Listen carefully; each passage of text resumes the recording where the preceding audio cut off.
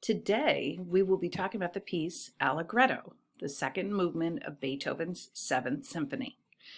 The symphony structure was developed and became popular during the classical period, which lasted from 1750, with the death of Bach, until around 1820. A symphony is large work made up of 4 different movements of different speeds.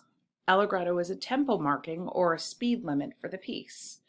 As you can see here at the beginning, the name of the piece is Allegretto, but if you look in the top left corner, the tempo marking or speed limit is also marked Allegretto, so that's how we know it's a speed. Marking a piece Allegro assumes you should play it fast. Adding the ending etto here modifies it to be a little bit of the word before it, so Allegretto is a little bit fast, and that tells you the direction of how fast to play it. Beethoven began writing this piece in 1806. At that time, Napoleon's forces were battling all over Europe. Beethoven himself had to hide in the cellar, covering his head with pillows, as French troops bombed the streets of Vienna.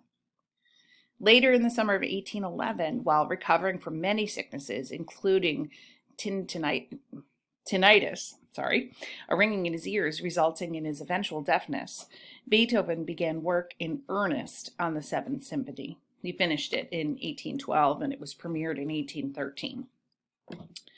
The repeated rhythm of this piece is what makes it so memorable musically. The pattern consists of 1 long and 2 short notes followed by 2 long notes played over and over again. So if you look here where it says 27, you see 1 long note and 2 shorter notes, and we know they're shorter notes because they're connected, followed by 2 longer notes because they're separate. So this rhythm is long, short, short, long, long. And this is repeated over and over throughout the piece. It starts in the lower strings, played piano. And if you look here, you see this little P, that means quietly. And when it comes back, if you look here, at 43, where you have 2 P's next to each other, that means pianissimo, and that means very quietly. Because of the emotional feeling of this piece, the Allegretto has been used to help portray periods of great importance in many films. The clip we're going to watch is from the King's Speech and shows King George persisting through a very serious lifelong stutter to be able to address his people at England's entrance into World War II. Similar to Beethoven's struggles with his father, his difficulties in school, and his hearing loss, the ability to persist and ultimately conquer our challenges, our personal challenges, is what eventually leads us to greatness.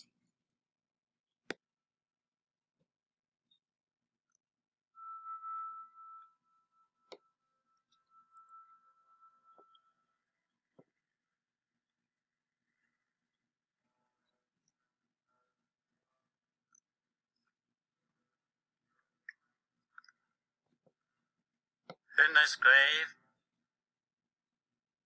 power,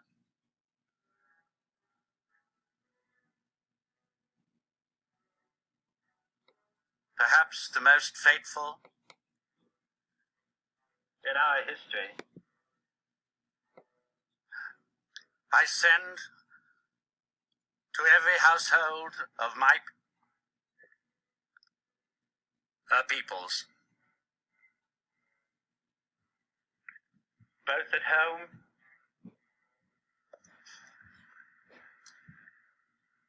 and overseas,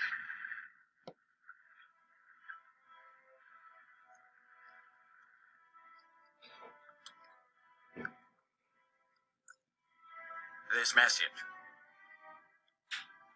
spoken with the same depth of feeling for each one of you, as if I were able to cross your threshold and speak to you myself.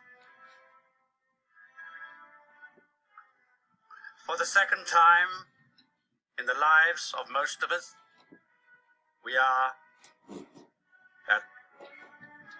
at war. Over and over again, we have tried to find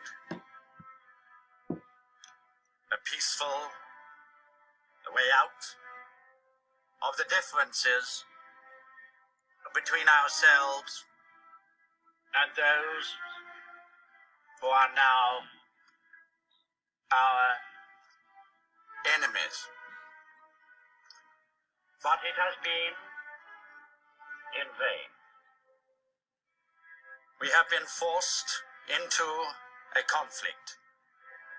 For we are called to meet the challenge of a principle which, if it were to prevail, would be fatal to any civilized order in the world.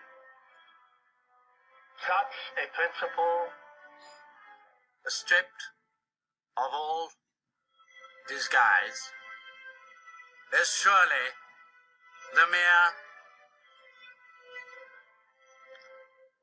primitive doctrine that might is right. For the sake of all that we ourselves hold dear, it is unthinkable that we should refuse to meet the challenge. It is to this high purpose that I now call my people at home and my people across the seas, who will make our cause their own. I ask them to stand calm and firm and united in this time of trial. The task will be hard. There may be dark days ahead, and war can no longer be confined to the battlefield. But we can only do the right as we see the right, and reverently commit our cause to God. If one and all we keep resolutely faithful to it, then, with God's help, we shall prevail.